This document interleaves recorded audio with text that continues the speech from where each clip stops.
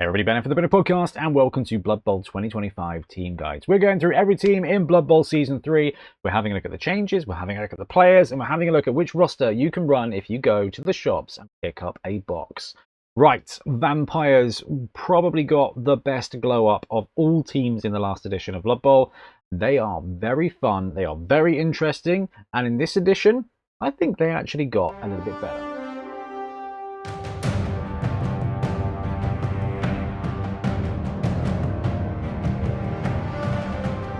So let's talk through some of the things that make Vampire great. And I'm not going to bury the lead.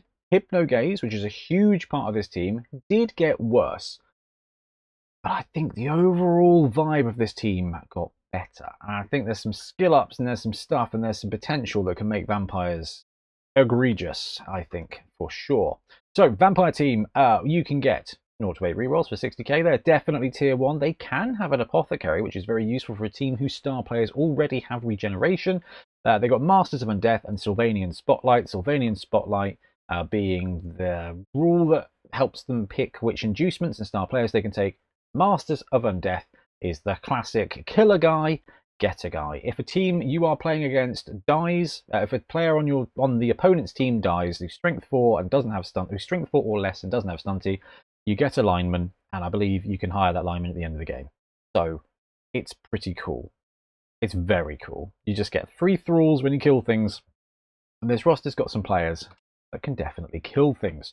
Okay, so the overall roster for Vampires did not change. Some of the stats got better, but overall they didn't change. You can still take 0 to 16 thrall linemen, who are armor-busted human linemen. That's it. They're good. They're really good. In a pinch, they can do everything you want them to do, including being food for your vampires. And you get all the vampires still. 0 to 2 vampire throwers, arguably the best thrower in the game. Yeah, probably the best thrower in the game. Insane stat line. Absolutely love the vampire. Vampire blitzers, you can still get 0 to 2. They still got slightly worse bloodlust, i.e. they're bloodlusting on a 3+ instead of a 2+. We'll talk through bloodlust in a second.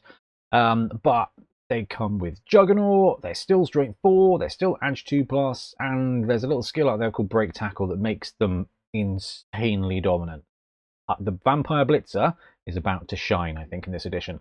0 to 2 Vampire Runners, look, we've talked a lot recently about movement 8, strength 3 players. They're very, very good, especially when they're edge 2+ as well, and come with Hypnogaze. So the Vampire Runner is a premium player as well. It's just all good. And then you've got the Vargeist, and this is one of those big guys where this is genuinely a season to taste.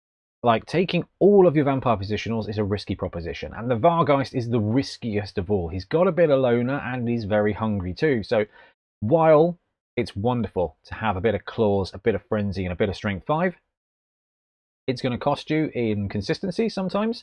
But what it's going to cost you in consistency, it can make up for in just absolutely pure violence. So the Vargeist is a choice. It is not an auto choice. It is just a choice. Right.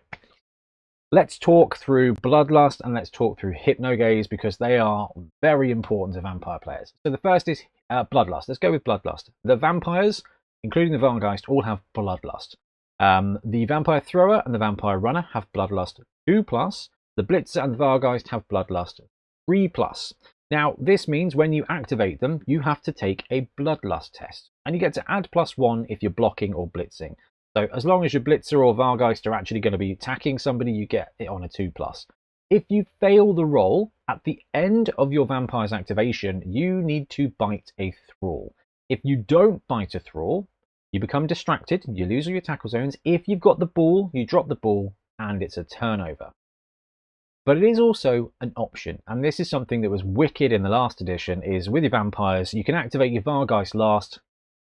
If he fails Bloodlust, he still does everything you want him to do, but at the end of his activation, you can simply choose not to hit a guy. He loses his tackle zone, and it's a turnover, but actually what that means is if you sequence your events correctly, unless you are trying to score a touchdown, your vampire will do everything you want him to do all of the time. It just might end up in a turnover.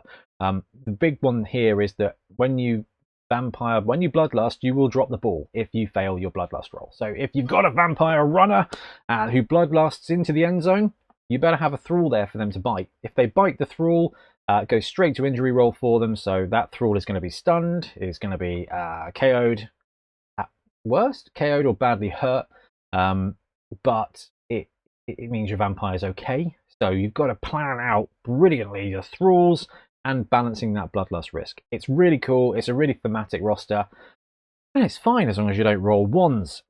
Now, Hypnogaze. This has got worse. Now, it used to basically trigger based on your agility, and when you're agility 2+, it was very, very good.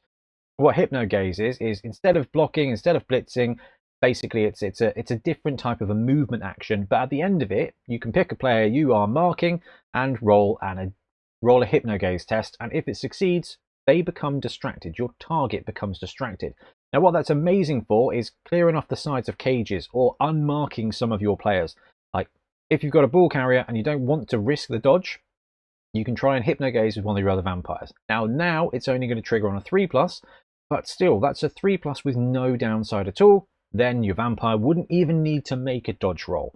Also very useful if you're running one of the big hitters, for example, the Vargeist, and somebody marks him, zombies marking the Vargeist, and you want the Vargeist to take a rage blitz over here, you can Hypnogaze the zombie. There's no tackle zones anymore on the Vargeist. The Vargeist doesn't even need to dodge. He can then trundle on.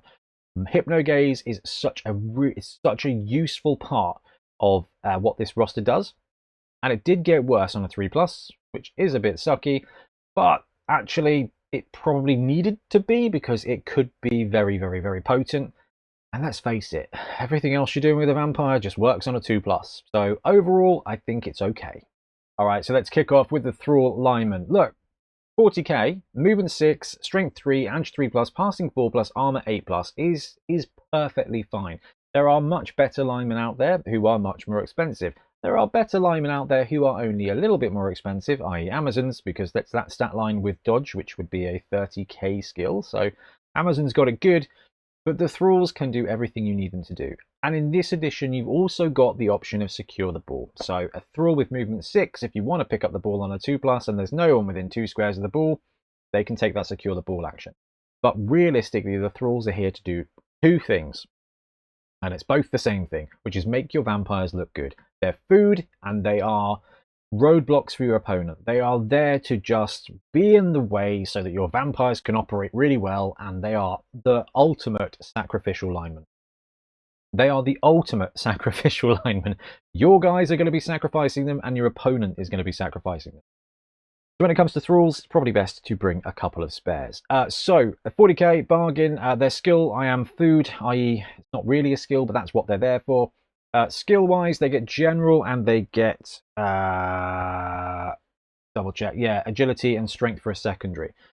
It's a tough life for a Thrall, and when it comes to skills, in this edition, you can take a random primary on 3 SPP, you can take a chosen primary on 6 SPP, or you can take a chosen secondary on 10 SPP. You can also take a stat up on 14 SPP. It's a long way to go for a Thrall, and a double is probably, a secondary skill is probably a long way to go for a Thrall. However, I love the idea of a Thrall randomly getting a touchdown, randomly getting an MVP, and taking a random general skill, because the Thrall is going to get eaten, and he's going to get beaten. So actually, there's a couple of skills that can be really useful in that. If you've got block, if you've got wrestle, if you've got sure hands, there's a lot of stuff that you can use a Thrall for. Kick is magic, really like that. It keeps... You know, it's not going to be brewing up and he's not going to be around forever, but there's going to be some moments where you can brew up like a really cool Thrall. Because let's face it, a movement 6, strength 3 piece with edge 3+, with sure hands is a backup runner. With blitz, with block is a backup blitzer. With wrestle is a backup safety. With tackle is a backup safety. There's a lot of really cool skills when it comes to general, and actually could be really, really, really useful. But never forget, the Thralls are there to be eaten by the vampire. And we'll start with the best of the bunch. So the Vampire Thrower is in the argument, in the competition for being one of the best positionals in the entire game. The stat line is sweet. Movement 6, strength 4, edge 2+, passing 2+, armor 9+. There is not a positional like him in the game. Movement 6, strength 4, we see that all the time. But it normally comes with strength, with edge 4+. Maybe you can get an edge 3+ piece. That edge 2+ is fantastic, and he can also throw with a passing of 2+, and he's pretty resilient with armor 9+ as well. Now this player in addition has regeneration. So it's the kind of player that can punch, be punched, and get back up again from being punched. So it's a really resilient piece, and it's a mega flexible piece. Also has the pass skill. So this guy is passing on a 2++. He's dodging on a 2+. He's probably 2-dying you most of the time. Now he's got Bloodlust on a 2+. We talked about Bloodlust. It is definitely something you have to manage, but it is the most manageable role in the game. There's no negatraits that affect it. There's no negative modifiers that affect it. It's just 2+. And you've got a thrall there. It doesn't matter. The thrall doesn't even need to be standing. You can eat a downed thrall. If it's prone, if it's stunned, you can still eat him. It doesn't matter. You just roll for injury again. So Bloodlust is infinitely manageable. It will get you every now and again, but again, very manageable. Right, he's got Hypno Gaze as well. He's just got everything. 110k is a bargain for an incredible piece. So additional skills though, when it comes to the thrower, you can do whatever you want. You can take some throwing skills and make him a supreme thrower. Accurate gives him a 1+2+. Cannoneer gives him a 2+3+, 3+4+ when it's passing. Nerves of Steel just means he ignores tackle zones forever. On the ball means he's just going to be able to move when someone throws or right at the kickoff. But then he's also got access to agility, and he's also got access to general. So block is not bad on a vampire thrower. This is just the best stat line. It's the stat line that supports dodge. He's now dodge 2++. Fantastic. Block. He's now a movement 6, strength 4, edge 2+ blitzer. It's phenomenal. There's a ton of great skills. The only caveat here is the one skill that I think really want to keep your eye on for vampires. He can only take on a double. He can only take on a secondary, which is break tackle. Now we'll talk more about that when we talk about the the blitzer, because I think it fits that blitzer real nice. But break tackle would give this vampire +2 to a dodge during his turn, and when you're edge 2+, that basically means you just ignore 2 tackle zones, which can be phenomenal.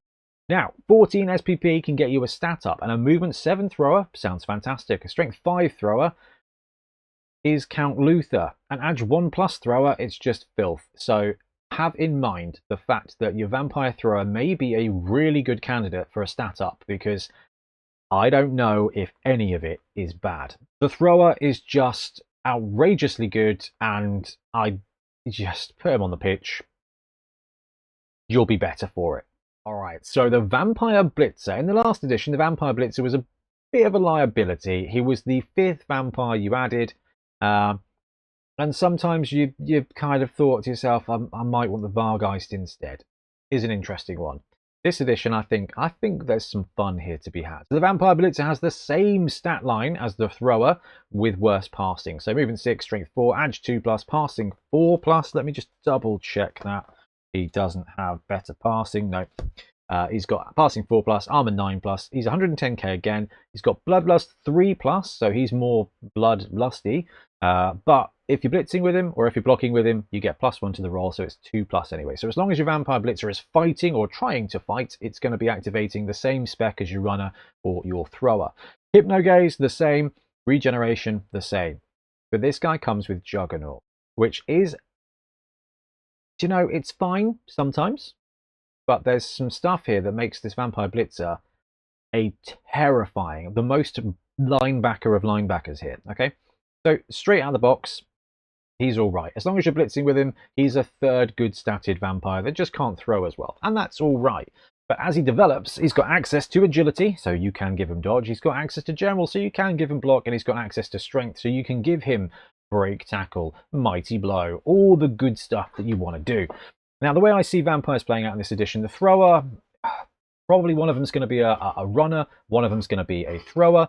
You've got some runners, catchers to kind of throw to, and then you've got the blitzers here, who, if you're not taking the Vargeist, are going to be your heavy hitter. And the fact is, with edge 2+, movement 6 and strength 4, they can probably get to most places, and they're probably going to be 2-die blocking.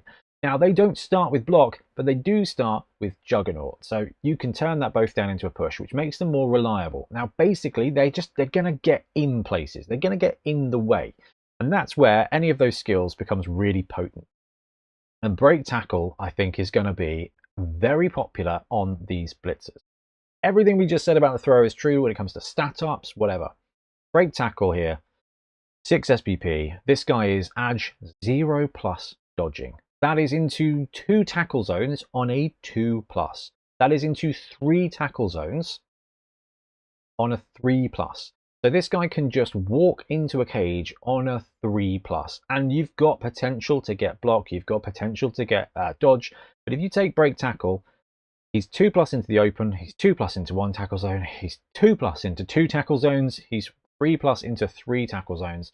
So if your attempt to hypnogaze the side of a cage doesn't work out, this guy with break tackle is probably going to by himself have a 3+ dodge chance, get into the cage, make a strength 4 juggernaut hit on a ball carrier. And that's another skill floating around that's going to combo really well with the blitzer, and did in the last edition, is strip ball, which turns pushes into the ball pops out.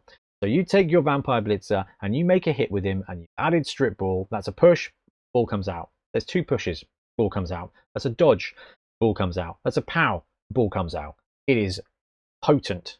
Oh, and it's also going to trigger on both down because he's blitzed. It's fantastic. The vampire blitzer here is going to become a real serious ball hawk. Now, vanilla is worse than the thrower, but there's potential there for him to be terrifying. Absolutely terrifying, and it's so exciting. Okay, so you've got a great thrower. Who's he throwing to? The vampire runner is a pretty good candidate. Movement 8, strength 3, edge 2+, passing 3+, armor 8+. We have got an Elven Union catcher. We have got the makings of a war dancer. That is a phenomenal stat line as well. Strength 3 is going to feel rubbish on this roster, but it really is not, okay? Movement 8, strength 3, edge 2+ piece is going to get wherever you want it to do. And at strength 3, reasonably resilient. Now, bloodlust 2+, not that bad. Hypnogaze propping on a 3+, a little bit worse. The vampire runner with that excellent movement and that excellent agility was really good at getting to where they wanted to be and using hypnogaze to switch something. That's going to be a little less likely in this edition, do not get me wrong, but it is still an opportunity. Regen's going to keep him around as well, and 100k, it's an absolute shoo-in. Agility in general, if you want to brew them up to be a catcher, you can. Passing on a secondary and strength on a secondary is just, you've got all the stuff. One thing to note is break tackle's only going to give +1 to this player, so definitely not high on the list. Nerves of Steel could be quite entertaining, but again, I don't think you're going to need it that often. When it comes to this piece, it's really boring. All the vampires just love a bit of blodge. This one in particular, dodge first, then block, because them being able to keep mobile is, the vampire runners are really your mobile hypnogaze pieces.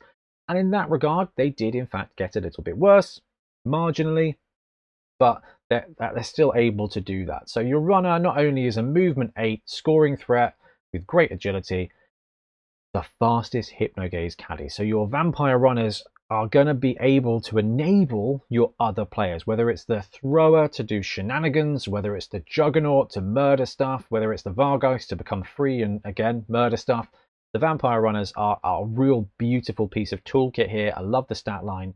I'm glad it's not just another strength 4 piece, because movement 8 is really wicked on this roster and it feels really different. They are a bit more vulnerable. Armor 8+ and strength 3 is way more vulnerable than strength 4 and 9+ armor, but you've got regen. They're going to stick around most of the time, and it really is just an ultimate toolkit piece.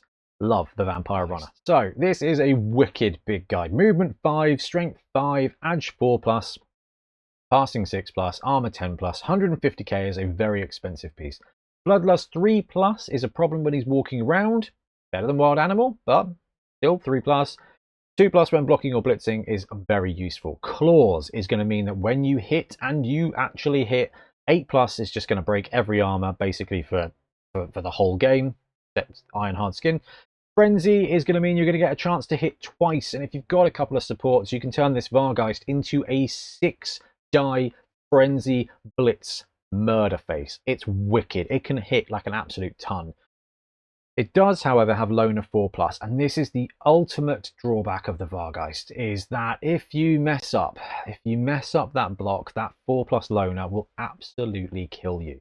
Regeneration is going to keep the player around, but when it comes to being a big guy, that Frenzy Strength 5 is really cool. Claws is going to make him hit hard, but 4+ Loner is going to murder you sometimes. So you kind of got to do everything you can. If you're going to be running a Vargeist, you really want to be maximizing your 3-die blocks, especially because the 3-die block with Frenzy can become a 6-die block, and then that means your claws is more likely to come into play. Strength on a primary means Mighty Blow goes beautifully on this beast. If you're blitzing with them a lot, Juggernaut can be good. Break Tackle is also very cool on the Vargeist. Strength 5 players get +3. So this guy is Edge 3, sorry, it's Edge 4 plus, 3 plus, 2 plus, 1 plus. So the Vargeist is wandering into 1 tackle zone with Break Tackle on a 2 plus, which is a terrifying thought. The Vargeist is terrifying at times. He will let you down, and other times, arguably, the blitzers are better. Strength 4 versus Strength 5 is not a lot of difference in a lot of matchups, right? And the fact that that guy doesn't have Loner is really useful. But sometimes, Claw's Frenzy Strength 5, it gets some serious work done. Okay, so vampires sound like a fun team to you. You go down to your local shop, you pick up a box. It's a great box, 14 players, loads of thralls, all your vampire positionals, with the exception of the Vargeist. And quite frankly, the Vargeist is an optional route when it comes to vampires. You don't need him. He's a lot of fun, and sometimes you're not going to want him. So actually, you can be one and done with a vampire box.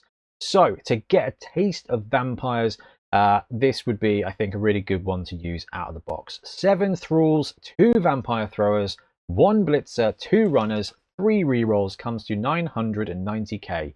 So there's one thing you can flip-flop here. The vampire blitzer is 10k more than a runner. So if you want 2 blitzers and 1 runner, you can take that and it's bang on a million. If you're playing a one-off game, it's a really great way of getting a full taste of the different positionals for vampires. 3 rerolls is probably fine. Okay, Bloodlust is very manageable, and the fact is you've got a bench here. Now, I'm not going to bury the lead.